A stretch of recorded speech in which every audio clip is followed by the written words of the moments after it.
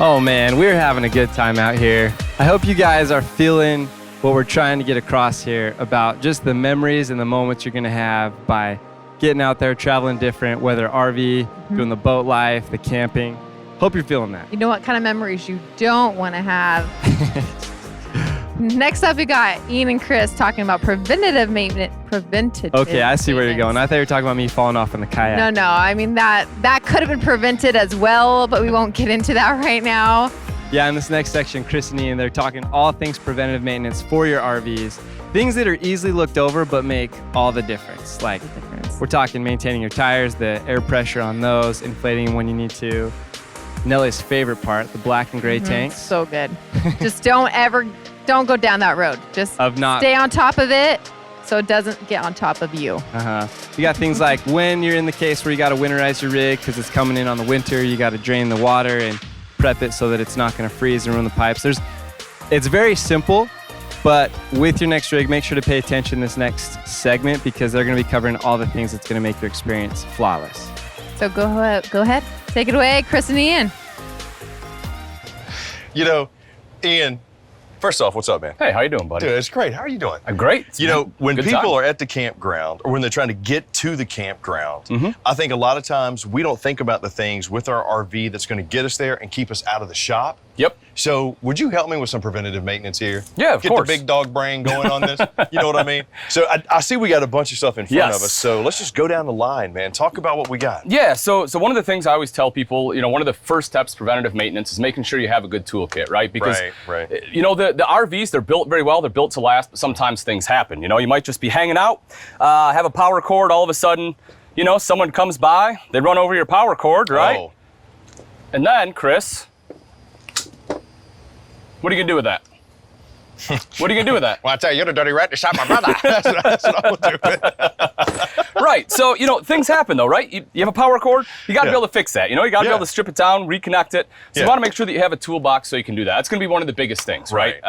You know, so that way you can, again, just any minor thing goes wrong, I always recommend having drills, making sure you have a couple sockets. An impact drill if you can get it, especially especially if you got the jacks to lay down. Yes, and you know, and if you ever have to, hey, you don't have any tire problems, talk about impact drills, right? Be able to put tires in and out, or the lugs on and off. You want to make sure you check your tires before every trip. I mean, that's going to be a big one. Yes. These right here are tire inflators. This is something that's pretty portable, super handy to have, right? Oh, this is nice. Yeah, absolutely. A couple different sizes. Got a nice, convenient carrying bag here too, right? So that way it doesn't have to just hang out in a box or hang out in the pass-through. Yeah, just be bouncing around the bed of the truck or bouncing around pass-through. I like how we got the diamond plate on the bottom, the rubber grip on there, and it looks like we got ourselves a really nice long hose. Yes, and Chris, I'm not going to claim that it can do it, but I have talked to some people before that said they actually were able to fill up a semi-tire with one of these. So, really? And listen, I didn't see it happen, but rumor has it that it is capable of doing it. So even though it is small, it is very powerful. And man, I love your necklace. That looks good. You like that? I do. Yeah. Yeah, it's kind of like the fluffy boa, right? I feel like Jesse the Body. Yeah, right now. That's what I feel. I mean, I'm standing next to the body. You know, that is, I'm standing up Jesse the Body. Oh, man. That's good stuff. That is one of those things that, you know, I always tell people, if you can, check it a week out and then check it the day before. Yes. Because if your tire pressure is about the same, you should be good to go. But if it's not, then you're definitely going to need to go check and have it, you know, possibly fixed. As we kind of continue down here. And so kind of along the same lines, talking about tires, right here, right? This is awesome. It's a TPMS, right, or tire pressure management system. Yeah. And we talk about tire pressure. This, for me, is a big one. Talking about preventative maintenance, because we've all heard it, right? We've heard the horror stories of having a blowout and, you know, causing damage. And nobody wants that to happen, and I hope it doesn't, right? But the number one reason for tire blowouts, Chris, is just pure neglect, right? And so you want to make sure that your tires are in good condition and also they are at the right pressure. And a TPMS like that makes it super simple. It's easy to use, easy to install, comes with everything you need for 4 tires. This one does, for example. And we have some that'll even go to your cell phone. Yeah, exactly. You know, which are easy to read. I mean, just makes it extremely easy to use. Yep. Yeah, starting from the bottom right to the top. Start from the bottom, now we're here. Yeah, start from the bottom, now we're here. Which is probably the way you should wash your RV, too. I would do it the opposite, Chris, actually. I would start from the top and work our way down. Right, but I like those streaks. It's a different economy. I like the streaks. So you're absolutely right, though. When you wash your RV, right, you want to start on the roof. And there's... we don't have enough time in this segment to talk about RV roof washing, right? There is absolutely some maintenance you want to do on your RV. Yeah. And it is something, especially if you have a rubber roof, which, as we know, most RVs are. There are some other, synthetics out there, TPOs, some PVCs, things like that.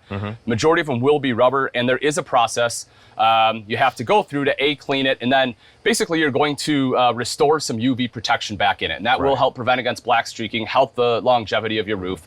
And it's one of those things, we talk about DIY, we talk about some preventative maintenance. While you have to do it every year, it is a time-consuming process. So I always tell everyone, look, if you got the time, absolutely do it yourself. It's not that it's necessarily difficult, it just takes a lot of time, and you're up high. You're on 9-10 foot heights. So if you have a fear of heights, bring it on in. Obviously, we have services that we can wash the roof for you. Make sure it's protected while we're up there. Make sure that we check any leaks, right? Check your sealants. Yep.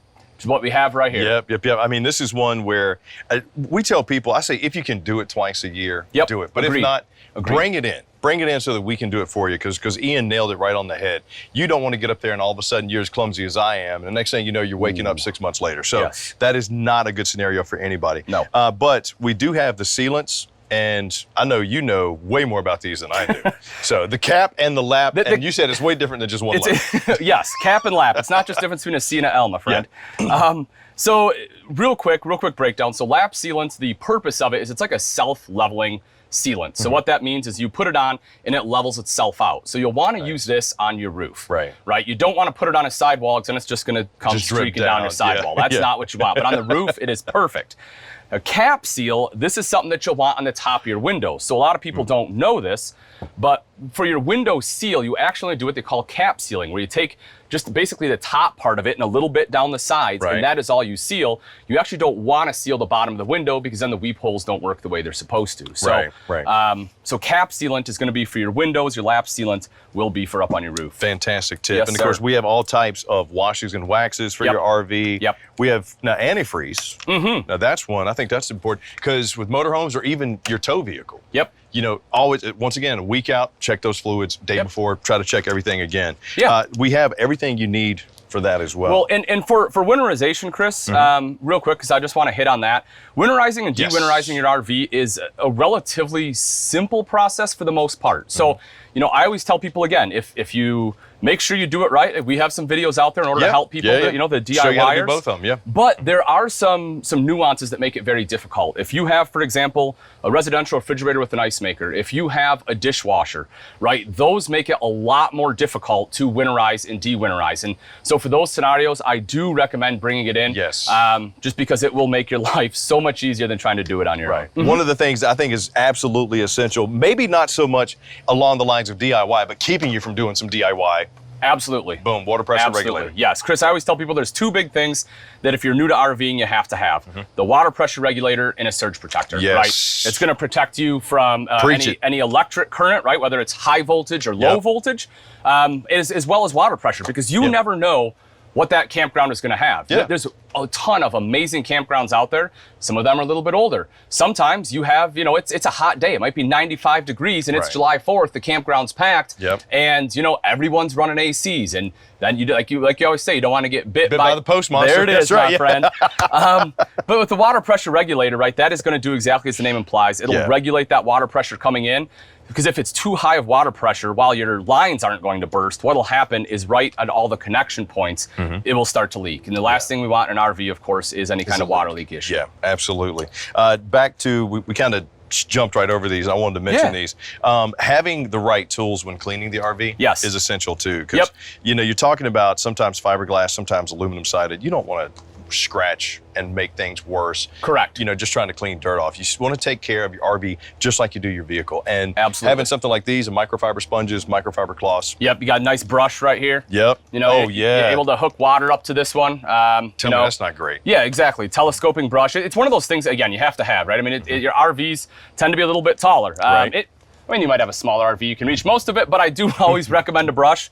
And make sure you put on cleaners that are going to be approved. Yeah. You have no idea how many times I've seen people try to, like wax the front cap on their RV, and they're using the wrong wax, and it just completely dulls it, right? Yeah, and then that's the last thing in the world you want to have is this beautiful painted cap, and then it's just dull. So you do want to make sure you are using approved RV cleaners. Now, tell me about some of the stuff that we have right here. Slide out lubricant. Yeah, that's exactly it. Slide out lubricant, right? So when you have a slide out, you'll have several different seals. Most of them are going to use a 3-seal system, and what that is you'll have 2 swiper seals, one basically on the inside, one on the outside. Then you'll have what they call a bulb seal, so that when the slide closes up, it keeps the water out. And then those swiper seals, right, they go up against the slide wall, and it's just like a rubber flap, right? Well, after a while, that rubber dries out. It is rubbing on that slide as it is going in and out, and that can be a problem. So you want to make sure you lubricate that, so that way it slides nice and smooth. And you don't damage the seal. Exactly. It's because A, you don't damage the seal, and B, that's exactly it, Chris. I've seen it where the rubber grabs enough that, a lot of your slides will have 2 motors, and it will actually get one of your motors out of sync, and then you have a slide that's not moving in and out correctly. So you definitely want to make sure you lube them up. That's a world of problem nobody wants to get into. Correct. Now, what we have here is the Cyclone RV holding tank vent. Yes, sir. So I know a lot of the newer RVs, some of them will already have, the cycling vent on it. But for ones that don't, I think this is essential too. Yeah, for sure. So a lot of people, and if you're not familiar with plumbing, you have a P-trap, right, like underneath your sink, and that not only helps for water, but it also, one of the main purposes is to keep gases out, right? Right. So a lot of times you will have a little vent, like at your home, you'll have a little vent in your plumbing. Usually underneath your sink, sometimes they'll put what they call an AAV. It's just a little automated vent, makes it nice and simple. What this does is this will actually go on top of the roof of your RV, but it basically serves the same purpose. It makes sure that any of your smells from your tanks are going outside the RV, not coming back inside the RV. That is correct. Which essential. Which goes kind of right along with this, right? Yeah. Tank maintenance is a big thing. You want to make sure that your tanks are fresh. You want to make sure that you wash out your black tank. You want to make sure you're breaking down any solids, because otherwise it's going to start throwing off your sensors, and you'll have a bunch of other issues. So you want to make sure you're taking care of your tanks as well as sanitizing the fresh tank. Yeah, and speaking of, if you do go a long time, you haven't really used the porta packs, we do have systems that'll help get all of that stuff out of the waste tanks. Yeah, so and again, there's a couple different things. I mean, as I said, there's some wands you can stick down to wash out your black tank. This right here is great if you're using like a portable tank, right? Like if you don't want to have to dump, or you don't have a dump station that's nearby, you just have like a portable one. That right there is fantastic. That's basically a portable macerator pump. So it'll take all those solids, it'll grind it down into as gross it is. Yeah, gross it is. We don't want to deal with it. Out. Yeah, but it's essential because you don't want that stuff sitting in the tank. Like Ian always says, it's like a mini ecosystem in there. So that's not something you want to mess with and throw off the balance. All right, so last but not least, because I know we have a ton of products, so many things that can help keep you out of being serviced. We're here under a beautiful awning, and I think you got to keep that clean as well. Yeah, you're 100% correct. It's definitely something you want is some awning cleaner. Again, you want to make sure we're using the right chemicals on the right thing. You don't, there it is. So you want to make sure, I think I'm leaking, Chris. You want to make sure that, that you're using the right chemicals so you're not breaking it down prematurely. An awning cleaner is exactly like you said, it is to use on the awning. Or my shoe. So that's what you need to help make sure that your DIY process, your maintenance process is as good as it can be without having to come into one of our service centers. But if you do need to bring your vehicle into a service center, please, we have over 175 locations, Camping World and Gander. We're here to serve and make sure you get everything that you need, especially when you want to clean the real awnings. You got it. I love you. Love you too, Papa. Don't get you Hey, honey, look what I got. A triggerfish. Don't settle for the trips you've always taken. There's a different way to travel. And RVing is the way to go. Look at this. So cool. We're here! You can see new things. Travel to new places. Seek new adventures. It's moving! All without leaving home behind.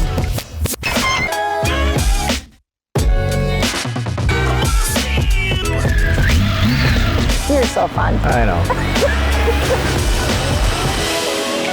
Travel different with Camping World.